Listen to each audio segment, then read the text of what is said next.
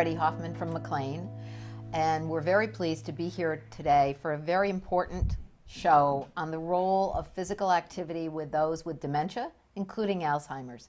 We hope that you find this very helpful and some really good practical hints. With me today is Mary Johnson. Mary is an occupational therapist at McLean, and many of you know her because she started our driver assessment program, is actually nationally known in driver assessment, and that includes for people with dementia. And Jean Miles has her doctorate in physical therapy. She has her core project for that doctorate was in dementia and physical therapy, so Jean's going to talk a lot about the movement. So we hope that it'll be a very practical time. So let's get started, Jean. Dementia can be a frightening topic. There's so much unknown at this point, but there is a lot known. What do we know at this point? Thanks, Freddi. Yes, dementia is a frightening topic for most people. In my work as a home care therapist, I see that people are really fearful about talking about it, admitting to any symptoms of it for themselves or their families, because there is so much that's unknown. But I hope after we talk today, everyone will have a sense of the benefits of exercise and how it really can be so beneficial in the treatment, delay of progression, and maybe even the prevention of Alzheimer's and other dementias. So my goal is to provide everyone with that information today. And it's important to keep in mind how the brain works. Dr. Daniel Kuhn said in his book that our brains don't store information like a computer, we story it. And that's so important to keep in mind because our personality and our emotion play a role in how we remember things, how we learn. Multiple subsystems interact in our brains so that within each person, related to their environment, the current events, their support, it presents differently. So there's some theories and research. We're not going to get too technical today and too medical, but it's going to put this in context so we understand further on what Jean's explaining to us and how to do it and what Mary's explaining. So tell us a little bit about how the brain works and what the research is showing. Well, I think it's important to mention at least a few areas of research that are going on. There's probably over 100 clinical studies that are happening. And the areas that they are mostly focusing on are something called the amyloid cascade, the protein in the brain. It's normal to have beta amyloid protein, but with Alzheimer's disease, you have tau much of it, it clumps up, and it interferes with the normal processing of the chemicals that create our thoughts and our activities. Tau protein is another area that tau is the actual structural building block of cells in the brain, but it begins to disintegrate. It forms these tangles and plaques that are the hallmark of Alzheimer's disease. We hear a lot about the oxidation process, antioxidants, free radicals. What happens there is that the food that we eat breaks down oxygen molecules. Some of them are missing an electron, and they run around the body looking for replacement electrons. That causes this whole chain of oxidation, makes the cells, the organs unstable. When that happens in the brain, as you can imagine, that creates some of our problems. The goal is to keep as much healthy brain tissue as possible, and that's where you'll hear me talking about exercise in a bit and how that helps with all of these. Heredity, of course, also plays a role. Scientists have identified one particular gene, this APOE4 gene, that if you have it, it does double your risk of getting Alzheimer's. Of course, you can't do anything about your heredity, but that's again where having less of the other risk factors can make a big difference in keeping your brain healthy. So it looks like a combination of factors from the environment, your heredity, and lifestyle choices. And again, that's where the exercise is going to come in. And diabetes plays a role? Yes, we have to mention diabetes because it is one of the 4 leading risk factors. Diabetes damages the blood vessels, and when that happens again in the brain, you can have a stroke, which is in itself a risk factor for getting Alzheimer's or dementia, and then that combination of hypertension, high cholesterol, diabetes, stroke. Those are the known risk factors. So that's some of the background on where the research is taking us. So what do we know specifically about Alzheimer's and other dementias? what we do know is that Alzheimer's accounts for about 60%, some say almost 80% of the dementias. The other types, and it's important to recognize that there are other types, there's Lewy body dementia, frontal temporal dementia, Parkinson's dementia, vascular, meaning circulatory dementia. But over 5 million Americans currently have Alzheimer's disease, and age is the biggest risk factor for getting it. Exercise, again, is so important because if we can delay the onset of Alzheimer's, with any luck, we could die before we get it at a very old age. And that is so key, and that's what we want to stress as rehab professionals. The other thing that's important to know is that most people do experience some change in brain function as they age, and some changes are normal. Just like the rest of our bodies change, so do the brains. So what's so great about exercise? Well, in a nutshell, there's a lot of studies showing that exercise is the single most proven way to delay the onset, possibly prevent, and absolutely help manage Alzheimer's and other dementias. We can talk about some of the specific types of exercise shortly, but I think we need to address some of the things about it first that make it so important so that everybody would be motivated to consider doing it. Falls. People who are more flexible are less likely to fall, and so obviously exercise and stretching helps a great deal with that. The statistics clearly show that having also a previous brain injury increases your chance of having Alzheimer's or having it worsen. And so if you prevent falls, you lessen your chance of getting a brain injury, and exercise will help with that. Strength training. It's very important because strong muscles improve your balance. People that have dementia already are challenged because of forgetfulness or lack of judgment. So you want them to certainly have as much balance and strength as possible so that if there's some factor that is going to lead them to injury, at least their bodies might react better than it normally would. Studies are also showing that an increase in the chemical activity in the brain occurs when you exercise, and that slows down the effects of aging. So yet another benefit. And there's increasing information that maybe the combination of brain games and physical exercise really is the most effective. So, and you said the other day that it's actually more important to get the physical exercise than the brain game, because if you don't have the physical exercise, your brain isn't ready for that brain game. Yes, and they are increasingly finding that increasing the blood flow to the brain is really the key factor. And so the physical exercise, aerobic exercise, which we will talk about some examples of that, really helps greatly to do that. So if exercise could be packed in a pill, it'd be the most prescribed medicine of all. I have to thank Dr. Robert Butler. He was the founder of the National Institute of Aging for coming up with that, and it is so true. He said that if it could be packed in a pill, it would be the single most widely prescribed and beneficial medicine in the nation. And that says a lot about exercise. So, because remember, the goal is to increase that circulation to the brain. So some studies that look at structured activity programs that include mental challenges as well as physical show that the extra blood flow to the brain helps to improve that oxidation process, and that can reduce your risk of having dementia by 50%, according to some of the studies.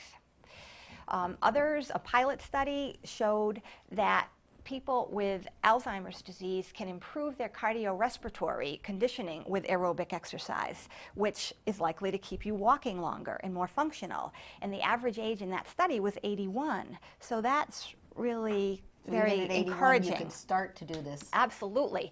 You'll hear me say over and over to my patients and anyone who will listen that there's an exercise program for every single one of us, no matter our age or condition. We just have to find the right program for ourselves or our loved one.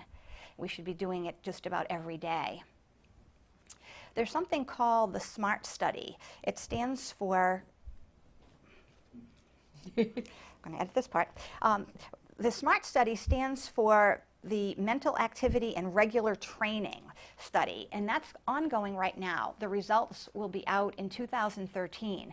That is a really important study because they are looking at the combination of mental activity and physical, and by looking at this in a randomized, controlled, double-blind study, which is the best kind, they should have some really hard information coming out about that combination. Good, before we get too old. Yes, definitely. That's the goal. So you mentioned reducing fall risk, and I think a lot of people don't understand that falls are really part of the normal progression of dementia unless physical therapists get involved. So let's talk a little bit more about reducing fall risk. Okay.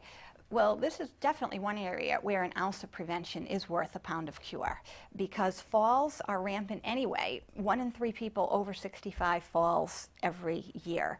And with people with dementia, you are more at risk. A lot of the falls result in serious injuries, could be the brain injury that will worsen conditions, could be fractured hips, which are very common in falls. I think about 12% of people that fall end up with a fractured hip. So if we can focus on the fact that flexibility and range of motion reduces falls, then it's a huge boon to people that are dealing with any form of dementia.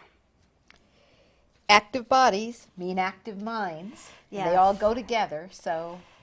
Yes. As we mentioned in talking about the types of studies that are ongoing, exercise can stimulate these protein growth factors in the brain. It keeps the synapses, the connections between the cells healthy so that memories form, movements happen. So that's really key. 25% of the blood from every heartbeat is for the brain, so that's enormous. Exercise triggers chemicals like endorphins, those feel-good chemicals. They fend off depression, which has been linked pretty closely to dementia. The neuroplasticity of the brain occurs when you have increased circulation, and that just means that other areas of the brain compensate for some areas that are damaged. So that's also really hopeful, because even if you already are having some symptoms, exercise boosting that circulation can help you to maintain or at least delay decline. Physically fit people have less thinning of the brain tissue, according to some studies that were done. And if you keep in mind the goal of keeping the most healthy, viable tissue, that's important. So a prevention tip for people that don't have dementia now, it reduces your risk of getting exercise, reduces your risk of getting other diseases that can contribute to Alzheimer's or dementia. The things like hypertension and stroke and obesity, and high cholesterol. So you've mentioned obesity, and we know that that actually is a major factor for dementia also. Yes, again, the evidence is showing that older women who are very obese at age 70 are much more likely to develop Alzheimer's disease about 10 to 18 years later. So maintaining weight is a factor. The more obese, the higher the chance of getting Alzheimer's disease. And being obese at midlife is definitely connected, according to studies, to getting Alzheimer's disease later. They think that a hormone called leptin may be the culprit. Leptin is a normal hormone that is produced in fat cells. We all have it. But in obese people, the leptin appears to get trapped in the cells. Leptin is important because it tells us when we're full, it tells us to stop eating, but more importantly, it is active in forming new memories and new learning. And it gets to the brain in normal people, but in more obese people, they don't get as much leptin to the brain, and as a result, they don't store the learning and the new memories. The stories, as you said. Yes, exactly. So what can we prove at this point? Well, there is quite a bit that we can prove. If everything I've said so far isn't enough to convince you to hop on your stationary bike or go run around the parking lot, I have a little bit more evidence for you. There was a study of younger adults. They did daily exercise for 1 hour for 12 weeks. It increased the activity by scans of the brain. It increased the activity in the areas adjacent to memory centers. So that's huge because obviously you're getting more blood flow there. They did a study on adults in the 60 to 79 age group. So we're covering all age groups here. They did gradually increasing aerobic exercise, things that get your heart rate up, for over 6 months. And it showed an increase of both the gray and the white matter in the size of their brains. That's important because you want more normal tissue. A Japanese study, they took 265 people. About half of them had the mild cognitive impairment, which is some signs of memory loss, does not always progress into Alzheimer's disease. But half of those people had mild cognitive impairment, the other half did not. They did exercises with them, and after a year, the memory test scores in both groups went up, which was really good because that showed that even with some signs, you can still show improvement doing the same exercises. In 2009, there was a study done on a small group of people with moderately severe Alzheimer's disease. So again, this exercise thing crosses all lines.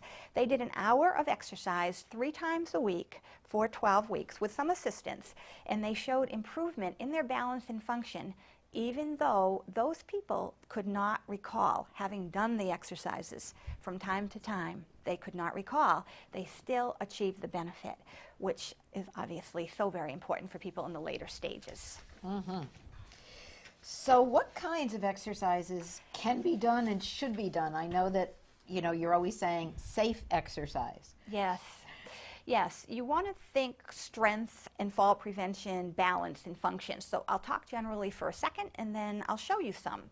Regular exercise should include a half an hour walk at least 5 days a week for people that are still able to walk, whether they use a device or not. 10 minutes of stretching 5 to 7 days a week. We're going to talk about ankles and hips, shoulders. Resisted exercises, low weights. This is about a 3-pound weight I have now. Doing resisted low weight exercise 2 or 3 times a week is really vital because, as we talked about, the importance of strength in helping your balance. When people do have Alzheimer's or other dementias, you have to be sure to monitor them for fatigue, dizziness, chills or heat, things that they might not be able to verbalize. You look for those nonverbal signs. That's so extremely important. And also just starting slowly and building up gently to avoid injury. So those are the general guidelines. So you're going to show us a few things now. I'll pull your chair back. I will. And let you get up. Yes. Okay. So actually, I think I might start in the chair first, though, because I want to show you some biceps curls, or I could do them standing. Okay, so in standing, some biceps curls. This is a low weight. You might have one in each hand. Simply this, bending the elbows. And if you don't have a weight at home, it could be a soup can. That works out well. You want to use something that's 1, 2, or 3 pounds, depending on your ability or that of your loved one, always doing what's appropriate for you. So that's for the biceps. If you want to work your triceps to make the outer arm stronger, you can do something like this, where you're lifting the weight overhead and just stretching the elbow up and down. Something as basic without any equipment as sit to stand. You'll be using your thighs and your arms. If you repeatedly stand and slowly sit, stand and sit. If you're helping someone with this, you provide the appropriate amount of support. If you want to do it for yourself, every half hour or so when you're watching television, please hop up, get up and down 5 or 6 times. You use a lot of muscles that way. Core control. We'll talk a lot about the core of the body. You can do many things in sitting to use your core. Simply sitting with good posture, ear over shoulder, shoulder over hip, drawing yourself up tall. You're using your abs and your back, your trunk extensor muscles. So vital to balance and movement. In that good posture, you could do some marching, where you're lifting up your knees. You might attach this type of a cuff weight to the ankle and do the same exercises with the weight on so that you get the resistance that we talked about. Low weight repetitions 2 or 3 times a week. For the upper body, it's also very important to be able to have range of motion for dressing, for your function and personal care. So keeping the shoulders flexible, things like arm circles. If you have rotator cuff or other shoulder problems that come with aging, you don't have to lift that high. You can do it low. You're still working within your range. Remember, an exercise program for everyone, no matter their age or disability. You can do some standing exercises that are great. Leg lifts, things out to the side, trying to keep the core posture as much as you can. And for most seniors, you'd have them holding a chair. Absolutely, or their walker. They could be standing with their walker in front of them, again, with the guidance or supervision of a helper if they need it. Hold a countertop, stand at the sink. You could do leg lifts this way. Sidestepping to use those all-important hips, moving side to side along a kitchen counter. Things that are not that difficult to do right in your own home. It's a question of doing the exercises that are safe and appropriate based on the individual's condition. Now, dementia patients can still do a lot of the things they've enjoyed. Absolutely, and that is so key to tap into the types of activities that they've enjoyed. If they loved dancing, dancing is great. There are numerous studies that have shown people that can no longer walk or move smoothly dance beautifully when you put music on from their era. If they are still able to walk or ride a bicycle or a stationary bicycle, it's wonderful exercise for aerobic capacity. Things like playing tennis or golfing or water aerobics or swimming, depending on the person's level, the stage that they're at, they're wonderful exercises. So the key thing to keep in mind that there's an appropriate exercise program for every single person, no matter their condition or age, and we just have to do the right exercises for your situation or that of your loved one. Thank you, Jean. Thank you. Mary, we know that one of the symptoms of Alzheimer's, certainly thinking of my mom, is the agitation. And you're going to tell us exactly how to deal with that agitation and how exercise can help with that. Well, I think that you're right, that sometimes when people are in different stages of dementia, could be varying by the individual, there can be some restlessness, sometimes it's boredom, sometimes it can get into agitation. But I think one of the key things that we need to remember is that all of us, no matter whether we're in a stage of dementia or not, but particularly we need to remember this about folks who are dealing with dementia, is that they're still themselves. They're still inside, they're still the same person. And they have a history of likes and dislikes and things that we need to learn how to tap into so that we can help them maybe deal with some of those emotional things that they're feeling or behavioral things that they're dealing with or that the family and caregivers are dealing with. The other thing is that I think a lot of people tend to forget that we all need to feel useful. And we need to feel like we have a purpose in getting out of bed in the morning. And sometimes activities and exercise, and we're going to talk about that, can really help people to regain or to maintain that feeling of usefulness and purpose in life. Instead of just sitting in the chair, if they're sitting helping, cut the beans. Well, we're going to talk about that, absolutely. Because the other thing that I think we forget about is that all of us use coping strategies to deal with life's stress. It's that first cup of coffee in the morning, or it's driving alone on the way to work and just having the radio on and having that ability to have some alone time and feel that we can kind of deal with what's bothering us or just life in general. Well, the thing is, I think that we may forget sometimes that people who are dealing with dementia still have stressors. They still have things in their lives that they're dealing with. And so but they may not. And some of this information is from Naomi Reel, who wrote a wonderful book called Validation, and also a gal who, Pat Atwood, I believe it is, or Pamela Atwood, I'm sorry. Some of this information is from them, and they were talking about the fact that people with dementia sometimes have lost the ability to find those coping strategies that they used to have. So they may still be there, they may not, or it may be that they have difficulty finding them and getting back to them. But what's key for us as loved ones or caregivers is to know is to find out what it is for that individual that's going to help them. So we need to know that person. We need to know them and what works for them.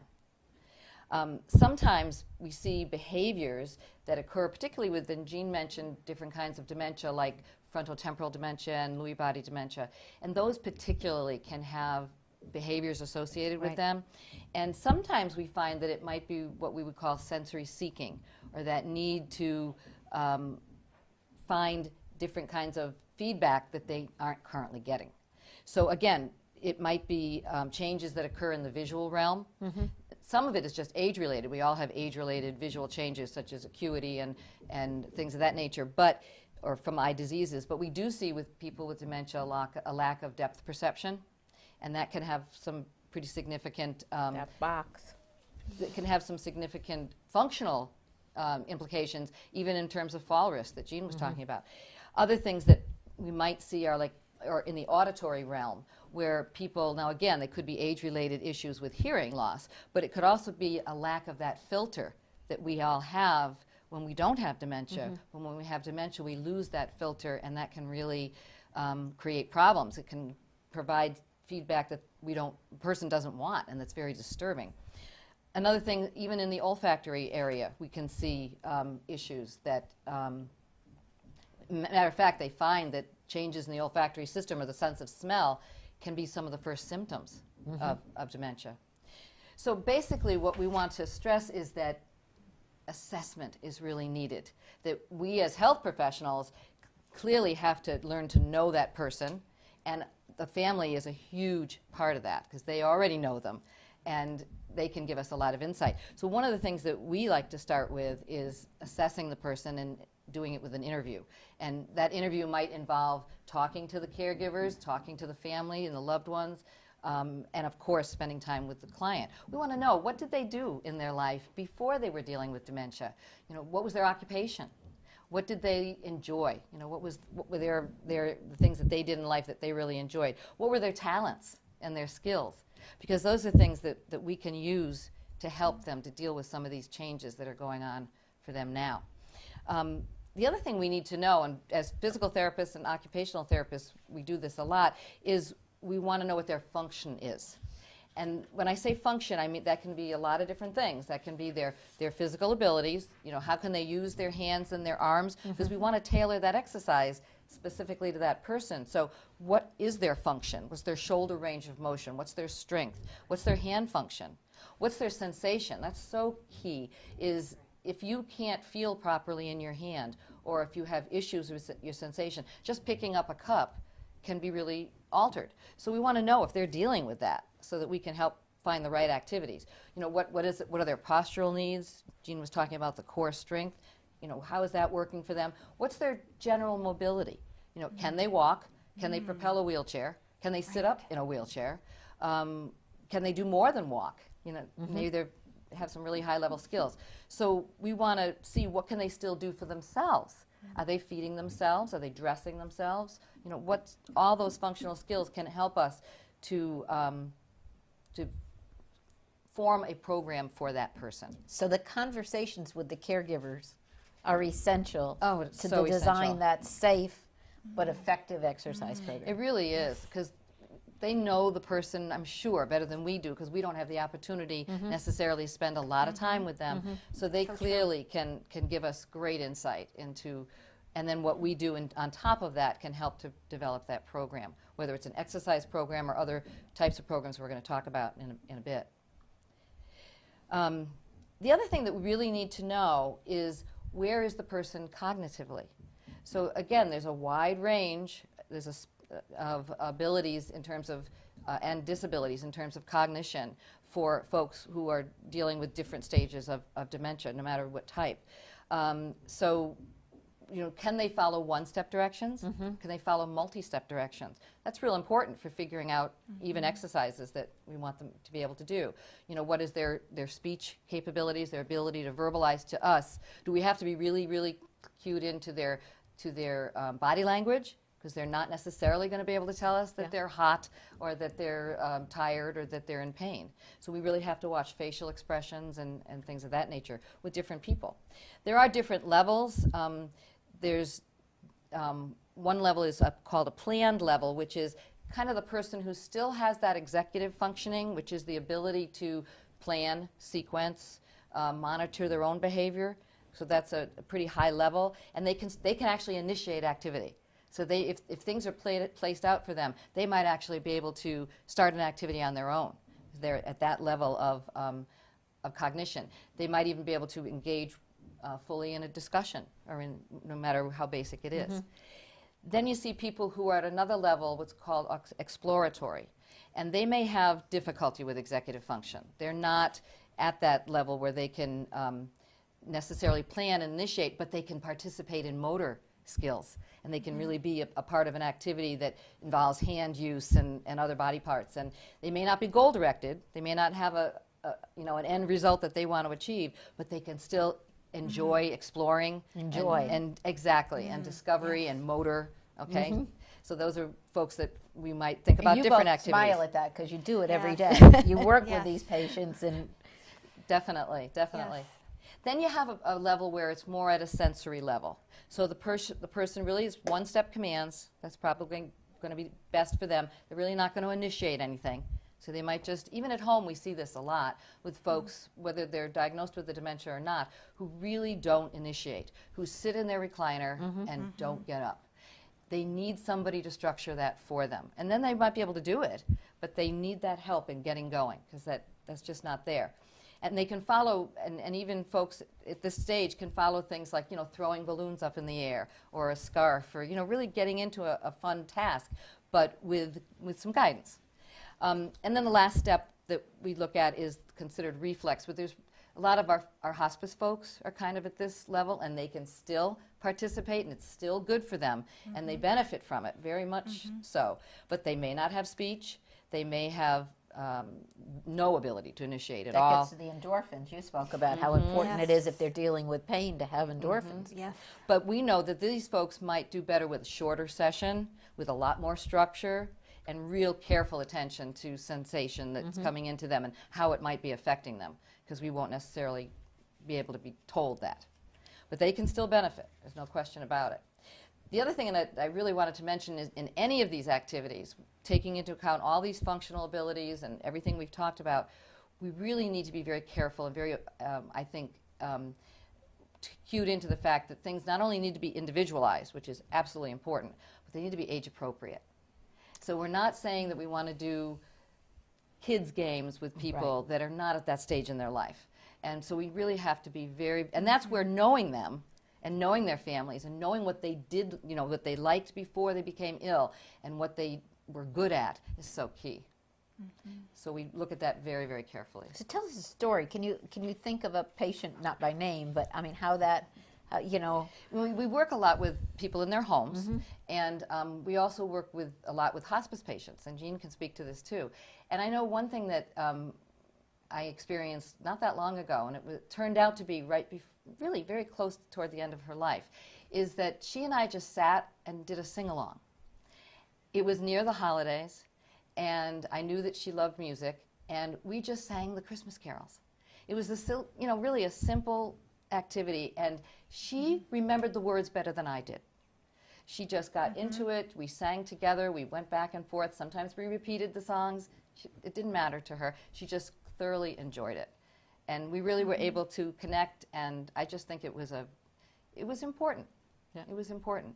And you got the oxygen going, you got her breathing and singing, That's and very her true. hands That's going. Very and true. So even something like singing can be physical. Oh, absolutely. There's a lot of breathing involved in that, and a lot of, sitting up. And she was out of her room. She was up. She was, we were moving our hands and going with the music. And even though we were generating all the music, and I don't know how much the people around us liked it, but I think she sure did. And I think it definitely was an activity that was clearly at her level and that was beneficial to her. There are a lot of different levels of that professionals use in kind of figuring out where people are at, and they can help us to design things, both coping strategies and activities, specifically to that person. One of the guidelines that professionals use is called the Global Deterioration Scale. And we'll put this up on the screen so people can Yes. follow it as you talk about it. And it's, it basically goes in levels, 7 levels, and it can be pretty helpful, I think. The first level is really just, there's no subjective or objective issues. Basically, the person is normal. The second level, there is some subjective complaint of memory loss, maybe over and above what we all see in our lives with memory loss. But not until the third level do we really get into the area of mild cognitive impairment, which, as Jean mentioned, can or may not progress to a full-blown dementia. But there are, in this stage, stage 3, clear-cut objective deficits that we can, in our testing or in the other professionals' testing, we can find. So there are difficulties with forgetfulness, there are difficulties with word finding. This is a really, I think, important stage for us to teach people that now's the time to start putting some compensations into place. Even if it doesn't go beyond this, there are things that can help, like getting automatic bill pay and getting into an exercise routine now. Well, you can remember it. Absolutely, and when you can be a really good part in designing it and work with maybe somebody who can help you, like a physical therapist can help you to design it. Great time to start exercising, getting into that daily routine so it won't have to be remembered. It'll just be normal activity of the day. Coming up with lists, you know, using Post-it notes and getting those lists, getting used to making those lists now. Having your keys, and of course I have to do this now, but always in the same place. So you don't have to think about where they might be. And anything that's important to you, having them in the right place. All those home safety things, too. You've talked a lot about home safety, where the keys are, where the number is to call 911. The lights for nighttime, getting up to the restroom, so important. Having the night lights are in place. And the other thing is, of course, driving is dear to my heart, but this is a very good stage to start thinking about driving, both for the future and maybe even a driving assessment. To see if it's still safe, and it may be, but what can we do to build in to make it safer? You know, maybe we need to put some restrictions in, but that person can still drive. So this is often an important stage for that. And you mentioned walkers before, at this stage, at this early stage. If there's a balance issue that's been identified, absolutely, it could be key to preventing a fall. And getting people used to, I think, Jean, you brought this up, getting people used to using a walker now would be great. Yes. Well, they can remember. A similar philosophy to what Mary said about learning other tasks at that stage while they can learn muscle memory. Yes. Then we go into a stage where it's a little bit further along, like an early dementia stage where people might start getting lost. So then again, we have to think about the whole driving thing. Finances and traveling in general may become more difficult. So this is the time when putting the med boxes into place can be, and those are good for everybody, not just people with dementia, but we're just looking at it in terms of the progression. This would be a good time for the family to be checking on the finances, and is the mail getting answered, and are they taking their pills, programming numbers into the cell phone or into the phone at home, having legal things in place, like a living will and a power of attorney. A really good time to do this, when they can really cooperate with it and be part of the decision making. Definitely having a cell phone with them when they're driving is very, very important, because this is the point where new information is going to start being difficult to retain. This is where it's going to be difficult to remember new people's names or remember things you just read. So key to have some things in place that will help with that. And it is a stage that we really do see anxiety starting in denial, because you're there enough to see that things are not right. Stage 5 is considered moderate, and this is definitely where probably pretty much driving is really not something that this individual should be doing. But definitely if they are still driving, they should be assessed. It's where they might need help with shopping, grocery shopping, things of that nature, with cooking. And definitely they might still be doing their own self-care in terms of bathing and dressing, but they might need help in picking out the clothes and getting that laid out ahead of time. Sometimes this is a good time to disconnect the stove, because microwave would be a safer means for them to reheat foods. Stage 6 is sensory, and that is where some of those things I was talking about before, and I'm going to talk about in a minute, are really, I think, helpful. because this is the stage where really there's no sustained attention. People have difficulty. They need 24-hour care. And there's a lot of personality changes that comes to place. This, both the 6 and 7 are sensory, and this is where that might be the level of activity that would be best for that person, would be sensory activities, which I do want to talk about. Yeah, so tell us more about, give us some examples. Okay, well, definitely we want to make sure that we're individualizing the activities that we pick out for that person based on our assessment, which included the family, hugely included the family. And we want to think about activities that are going to make that person, no matter where they are in their lives and in their illness, feel better. Okay, we want them to feel better. And that's one of the main goals, I think, that we have. So calming activities, they've even shown that, and one of the sources that I mentioned in the beginning had cited this, that calming activities can actually increase reminiscence, can increase the ability of people to talk about their past and what they have experienced in their lives. So sensory activities, and I alluded to this before, can include visual, auditory, sense of smell or olfactory. It can definitely include tactile, so touching types of act, and there's many different types of tactile stim, and also motor. That is, it's a different nerve tract, but it's clearly sensation and motor go together. And so this all goes back to what Jean told us at the beginning about our memory as stories. And we need all those senses that's right. pull the story together. That's right. So you're working on all those to be able to then participate in life. That's right. That's right. And different organizations or different groups of folks do these kinds of activities in different ways, and there isn't any, I don't believe, one particular way that it needs to be done. As we mentioned, we do a lot of things in the home, but in some facilities, they do what they call sensory rooms, which can also be sensory modulation or comfort rooms. There's another one that's got a particular name. It's a particular type of room. It's called the snoezelen rooms, which is Dutch for, well, the doezelen is to relax, and the snuffelen is to explore or discover. So that's where they brought the two together. And again, knowing where the person is would be figuring out if this would be appropriate for them. So stimulation actually calms the agitation. It can. And can be comforting and calming to give them those, It has to be the right stimuli. kind, Right. by knowing that person. And it doesn't have to be a room. It can be, similar types of activities in their homes or in their room and wherever they're living. It doesn't have to be a structure. But oftentimes they are rooms that are filled with different types of equipment, both motor and sensory equipment. Some of the activities, again, taking part in meaningful tasks is key. And I think that some people, that's goal-directed. So there might be that person who really likes to have something when they're done. Okay, so and that might be, and they might really, it might be purposeful and meaningful to them to be a part of their family's daily routines. So we try to encourage folks to, let them be a part of, no matter what level they're at, let them sit at the dining table and be a part of the meal preparation, whether it's shredding lettuce. My mother could make a salad right toward her end. See? If you put everything on the table. That's right. She still knew how to, peel a carrot. Exactly. And had great pleasure that she Feel made good the about salad. that. Exactly. She did, and it was real. And again, you knew what your mom liked, That's right. and you knew what was going to be safe for her. Right. But she could still feel, and she was a very much part of that family unit, and that's key. For some people, it's simple things like folding laundry or folding towels.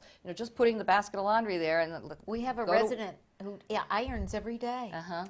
So and soothing. it's very soothing. She loves to Yep. iron. Again, you'd have to be very careful We're about very that careful. with the heat, but Yeah. you can structure it so that it's appropriate for that individual. And you can, for instance, knowing what's going to, it might be easier just to fold square things. You may not give them very difficult items to fold, although they may be happy with whatever. But again, knowing what's going to... It's keeping them moving. Sometimes to add the motor component, I like to do things like use an old-fashioned egg beater, and you get a lot of feedback from pushing that thing around. And memories. Yes, absolutely, absolutely. So you can use some just simple things like that. Or sometimes people enjoy, if they were somebody who were very involved in crafts and handiwork, something that they could do that might have meaning for them. It sounds simple, but rolling yarn around cardboard can be very soothing. It's repetitive. It's got a possible goal related to it. It's motor. That can be perfect for some people. Definitely exercise and exercise games that they might enjoy. And we see a lot of our people who do enjoy, batting the balls back and forth, or balloons, keeping them up in the air, not letting them touch the ground, or, Velcro darts is a simple thing that people can do that's not harmful, but it involves some eye-hand coordination. Using resistive things, Jean mentioned the weights, absolutely. Also, like the stretchy TheraBand material is a great exercise for a lot of people. Can be structured for people to be very simple. You can just tie it around the arm of a wheelchair, or they can step on it with a foot and really get some resistive exercise involved in that. Your biceps. For sure. Some people really enjoy things like Simon Says. Again, it needs to be age appropriate, but you can structure that so it is, so that they're copying what you do. So if they are still able to imitate motor activities, they can get a lot of enjoyment out of that, especially in a group. I think that can be a lot of fun. And again, they're moving. They're having to do things that require moving. Without the verbal. Exactly. And some people, it might be as simple as sorting utensils. Sorting activities can be very calming to people, and it's something that they can very often still do, because they just have to have a sample, and then they match the sample. So they're not having to come up with it themselves or initiate it, but they're able to match. And something that can be very useful, but it can also be very meaningful to people. That's right. Sensory activities also, we were talking about that a little bit before. There's a lot of different sensory activities that can incorporate the motor. For instance, the vestibular system is a very subcortical balance. For those of us that aren't therapists, balance. But it doesn't involve thinking. It's on an automatic level, like breathing, and it's the thing that allows us to keep our upright posture, perhaps. But it also is involved with the inner ear. So doing things like, when we were kids, we could do wonderful things on swings and roller coasters, and it didn't bother us. Now it might really bother us because our vestibular system is not as accustomed to that. But for some folks, it can be very helpful as long as it's modulated properly. Simple things like a rocking chair can be wonderful. It does work on the vestibular system, but it's motor as well, and it can give some nice input. Very calming for a lot of ladies. Yes. Proprioceptive input is the thing that kind of, we all have little receptors in our joints that are fired when we do resistive exercise and when we have weights, and it can provide some really good feedback to people. And sometimes giving people that opportunity to bear weight on their joints will help to fire those receptors. Also, they use things like weighted blankets, which actually is a proprioceptive input, and it can be very, very calming and feel good. It can also almost make you more aware of your body in a good way by applying something like that. And you can find those right online. You can, yes, and I have resources as well that I can post. And also deep pressure massage can do the same thing. It's that kind of proprioceptive, it's tactile, skin input, but it's also, if it's deep, it can provide that input that some of the things like the weighted blankets do. Tactile is another sensory modality that is very, very helpful for a lot of reasons. It can be very calming, it can be very soothing, just as we all enjoy getting a massage or getting our hair washed. People who are dealing with possibly faulty sensory feedback can benefit from that too. And it might actually normalize some of that faulty information that they're getting, as long as you know that that person is at that point. In other words, sometimes touch can be, if a person who avoids that, you don't want to do it. That's something that's not helpful to them. It doesn't feel good. You don't do it. Other people crave that types of feedback and enjoy it. They're the folks who might benefit. Massages. They might benefit from massage with lotion. They might benefit from having their hands in warm water and moving them around, and or maybe doing things in the water. They might enjoy even just rubbing different textures, velvet and felt and even things like burlap, and getting the feel of different textures can be very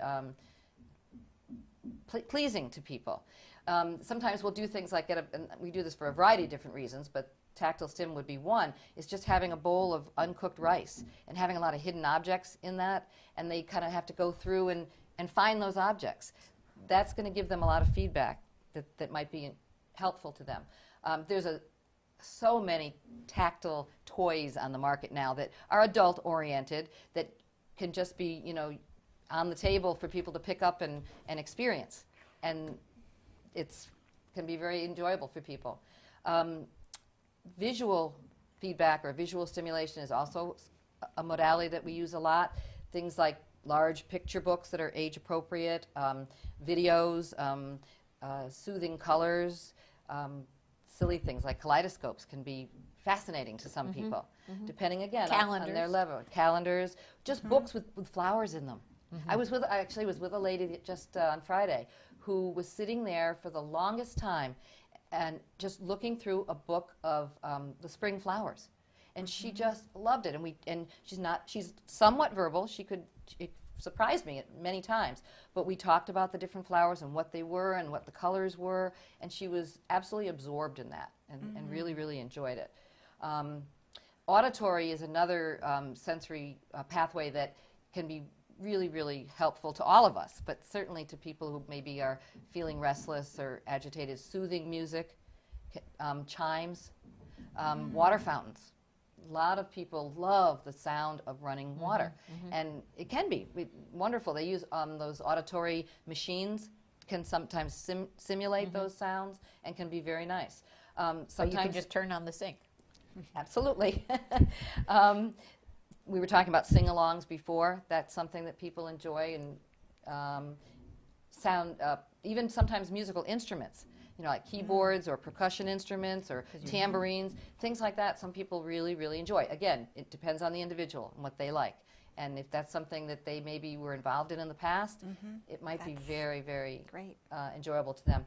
And then the sense of smell, the olfactory pathway, is another one that can be very helpful. You got to be careful because some fragrances can be really offensive rather than soothing. But flower arranging, there you get the visual, the tactile, and the olfactory, and so it can be very, very helpful. And foods, just working with people with food. I mean, look at the smells that food supplies to all of us, and the motor and tactile portions of that can be a wonderful activity for folks to give them sensory as well as other types of feedback. There's a wonderful video that when you made this presentation last week you showed, and we're not going to show it today, but people can find it on the web. The Old Man in the Nursing Home, I think they can look this up. Tell us about the... Yes, the actual name is called, is called Alive Inside. And to me, that just says it all. And this was a gentleman who had been in a skilled nursing facility for 10 years and, had become rather nonverbal and was very much into himself, and they were trying, wonderful people working with him were trying very hard to draw him out and to find something that would be soothing to him. And they determined from talking to his daughter, who knew him well, that he had been totally immersed in music as their dad growing up. They would always sing on the sidewalk, singing in the rain, and they would dance to it around the light poles. And so they got a iPod. I think. I'm not real into the electronics, but it was the little iTunes thing. And they got him the headphones, and they found music that was absolutely his era of music. And on the video, you'll see, it's just, he literally comes alive in front of you listening to this music. He starts singing it. They ask him questions about it afterward, and he can talk about the composers, and he could actually sing some of the songs. He remembered some of the lyrics. It was really remarkable. What impressed me was after the headphones off, that the psychologist could have a conversation with him and bring, and those memories were suddenly awakened. Yes. That, he was somebody slumped in a wheelchair, and that music brought it all back. And got him moving and enjoying, and so that music, that was the link for him. Right.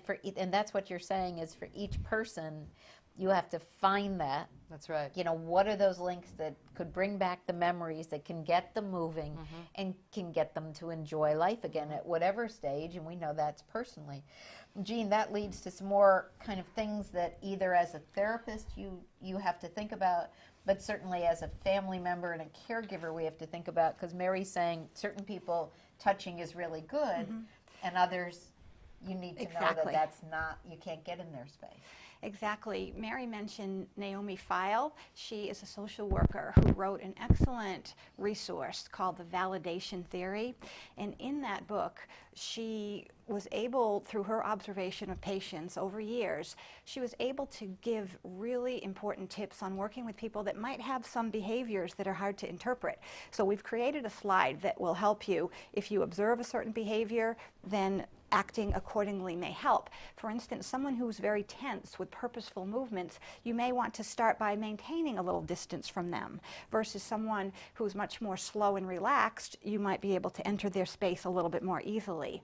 People who are beginning to have problems of frustration with expressing themselves may be saying words but not quite making sense of their sentences. If you can speak to them with pronouns to say, that must have been really difficult for you, or we'll find it, if they appear to be searching for something. It helps to validate what they're feeling at that point in time. And that allows us then to do some of those many wonderful activities that Mary spoke about in order to be able to be present to that person and understanding what they're feeling. Great. That's what the validation theory is about. Up on the screen, and they can see. There was one other book, too, that I just wanted to mention that's a fictional book, but I think it gives wonderful insight into what someone might be feeling as they go through this process. And it's called Still Alice, meaning she's still Alice. And it's by, I think it's Lisa Genova, who was the author. Wonderful, wonderful book to help to know how people feel when they're going through these different processes, and how the environment is, how they're seeing the environment, because that's so much of it is we have to remember that they're not necessarily perceiving the environment the way we are. So that, you know, that curtain on the wall over there might actually be a hole in the ground to them.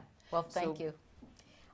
Thank you, Jean. Thank you, Mary. You're very welcome. Thank you. And we hope this has been helpful for people. You can always call McLean Rehab Department, and Jean and Mary can be reached if you, and especially if you think it's appropriate to begin with physical therapy and occupational therapy, often covered by Medicare, so that you can get the guidance to care for your loved one and get them moving and get them actually even better than they are today in slowing the progress of the disease. So thank you for watching.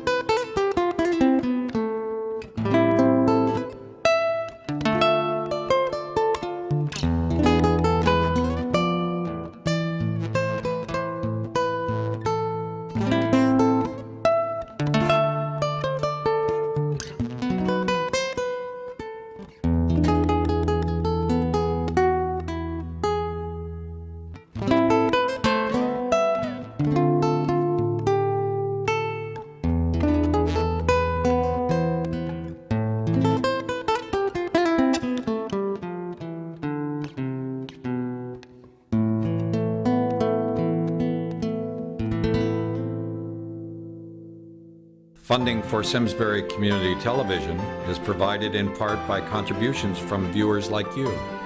Thank you.